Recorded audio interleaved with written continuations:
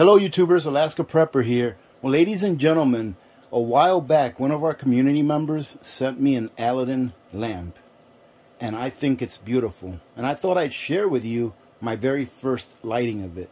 Now forgive me if I don't know all of the names to all of the parts, but I'm just going to call them what I think they are, alright? And as you can see here, we have the flue, we have the wick assembly, we have the base that holds the kerosene, we have the mantle, and the base that holds the mantle. Now what I'm going to do is I'm going to go ahead and put some kerosene in here and allow that wick to soak while I go ahead and light in or break in the mantle. From what I understand, these mantles are very sensitive. You want to make sure that you don't touch them with your fingers ever. If not, they can fall apart on you. And from what I understand also from watching a couple of videos, you have to burn them in just by lighting them once you put them on its base. Now, this is an old school mantle. I don't even know if they make them anymore. I'm going to keep this box. As you can see here, this was made, let me see if I can find it for you. This was made in Brazil. I'm not sure what date. It doesn't really have a date on here, but it was made in Brazil. So like I said, I don't even know if they make these mantles anymore. I tried searching for them on Amazon, but I couldn't find any. So I may have to call the actual Aladdin company and see if I can get some more. Because from what I understand, a mantle will last about 3 months with regular use. I went ahead and purchased some kerosene, which is what I'm going to use, which is what's recommended to use with this. So I'm going to go ahead and pour the kerosene into the base, or the reservoir, that's what you want to call it. And then I'm going to go ahead and put the wick assembly in there, hoping that I don't make a mess. Alright, now that that's taken care of, we're going to go ahead and place our wick inside of it. I'm actually pretty excited. I've never ever really used a lantern, an indoor lantern, before. And I do know that Aladdin lanterns are supposed to be very, very high quality. And as you can see, this thing is beautiful. So now that we have that on there, we're going to go ahead and leave it be until we get this burned in. And from what I understand, you have to let it sit there for at least a good 10-20 minutes so that the wick can do its work and allow that kerosene to be lifted upward. So now I'm going to go ahead and take my mantle, making sure that I don't touch the fabric. And I'm going to go ahead and put it on here using the bottom since it's the strongest part.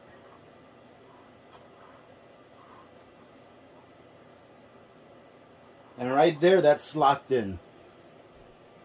You can see it's locked in there. And now we are ready to burn this off. And to burn it off, all we have to do is apply a flame to it, and it should burn right off. And hopefully it won't catch my bunker on fire. But I do have 2 fire extinguishers here, ladies and gentlemen. So let's see what happens.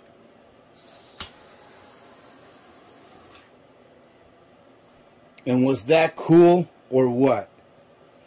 Now, from what I understand, that mantle is very brittle.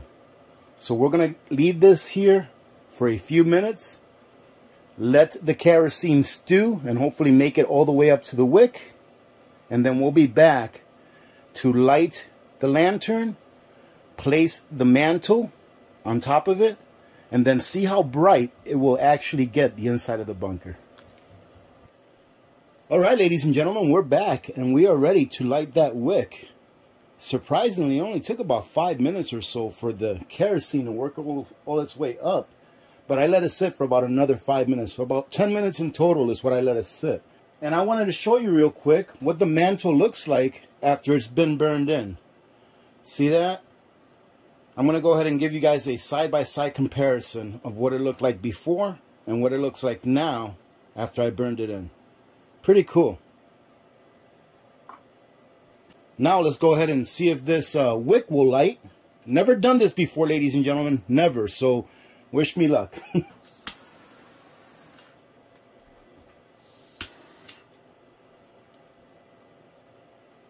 From what I understand, we let it sit there for a few minutes until it settles down. And then we'll go ahead and put our mantle on top. Alright, now that it seems like it's pretty constant, the flame that it's putting out, I'm going to go ahead and put the mantle on top. Now, in the bottom, there's some notches. There's some notches in the bottom. I'm going to try to line them up with the notches on top of the... There you go. Let's go ahead and put the flue on.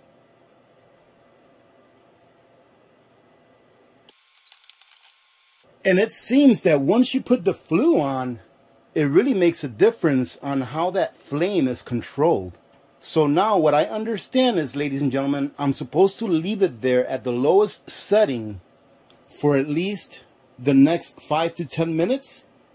And then we can go ahead and start turning up the wick to see how that mantle will light up the room. I'm pretty excited right now. It looks pretty cool.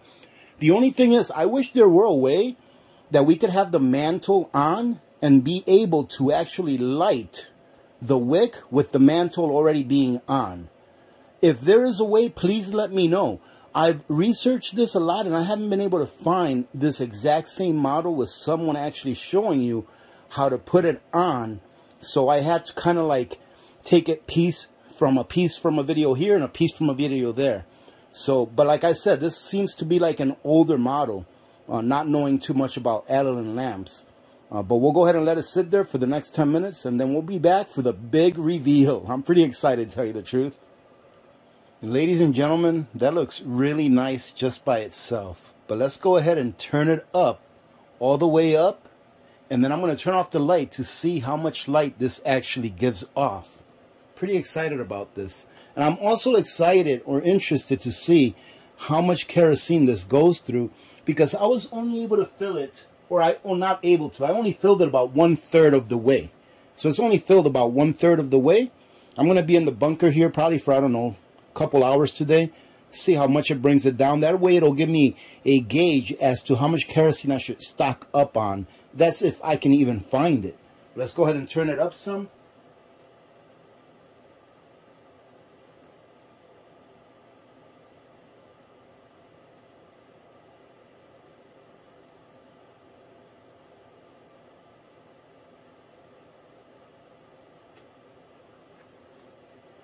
Let's do it a little bit at a time, because if you notice, the flame was starting to get away.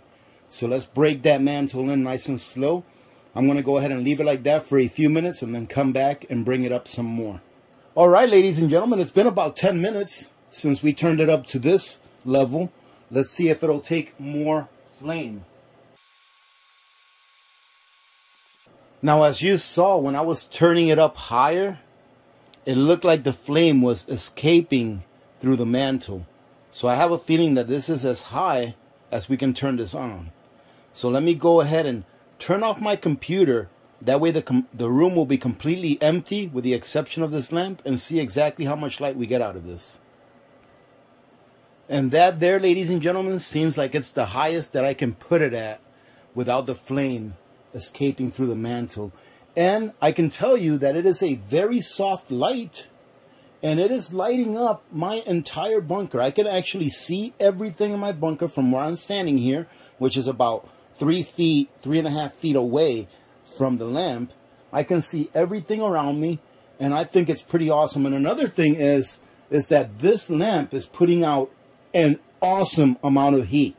I cannot even hold my hand up there for more than a second, because if not, it'll feel like it's starting to burn. So this is putting out an awesome amount of heat. One thing that I would like to caution you with, though, for those of you that have lanterns or don't and want to get some lanterns, is this, ladies and gentlemen. Make sure that you get a CO2 detector, okay? I have this in my bunker. This is one of two that I have. They're both battery operated, all right? They're not wired in, but they're both battery operated and they work. There's a CO2 detector. In addition to that, it also lets me know what the temperature is wherever it's sitting. So something very important to have. Another thing, ladies and gentlemen, that I always preach whenever I work with fire inside of a structure is to make sure that you have a fire extinguisher nearby. I have one at this end of the bunker, over there on that wall, and I have one right under my desk. That way I can have access to one no matter where I am in my bunker. I have access to a fire extinguisher. All right, so another thing, ladies and gentlemen, let me not forget this. I think this is the most important thing there is. My rule, whenever I'm working with fire inside a house, is that I never leave it unattended. So, for example, let's say that Mrs. Alaska Prepper calls me and says, hey, I can't find this in the pantry. And I'm like, well, I know exactly where it is. I'll be there in a minute. Even though I know I'm coming back in 1 minute or 2 minutes or 3, I will not leave this on unattended. If I were inside of my house with one of these lamps on or any kind of lantern on or device that produces fire, even if it's like a little stove that you use inside, I will not leave the room with it on. So for example, let's say that we were in our living room and this was on and I'm the only one there. If I'm going to the bathroom, I'm taking this with me to the bathroom. This right here is something that I will use as a novelty and or as a last resort. Meaning that if we have a grid down scenario where we have to revert to using our own energy in order to power our lives, i.e. to produce light, and then I run out of batteries. And then it's the middle of winter where we don't really get any sunlight in order to power solar panels. Then I would revert to something that actually uses a fuel to light a room, like a lantern or even a candle. But this will be like a last sort device that I would use to light. And look at this. I even think that this can produce some pretty good heat to heat the bunker in here, because the heat on top of it is incredible. You know what? Give me a second. Let me go ahead and get my thermometer and see what the temperature is at the flue. All right, so as you can see, I turned on the light, and here's my little thermometer. And look at the temperature. On top of the flue, it's 293 degrees it hit on top of the flue. And towards the bottom where the flame is, it's 417 degrees. It's as high as it hit. So this puts out an awful lot of heat. I would imagine that with a couple of these, I could more than likely heat the bunker. I'm going to look into getting me another one of these. Now that I've turned it on and tried it out, I think it's an awesome little tool to have. Not only that, it makes a nice ambiance of the room. It has a nice soft light and the room looks really nice in it. So ladies and gentlemen, I never had a Christmas lighting ceremony for this Christmas season, but I think this is as good a time as any. So let's go ahead and have a Christmas lighting ceremony. Yes! Now, to everyone out there that celebrates Christmas, I want to wish you all a very Merry Christmas and holiday season to those of you that don't celebrate Christmas. May you all be very blessed, and may you all experience many, many more Christmases ahead. So, Merry Christmas. God bless you all.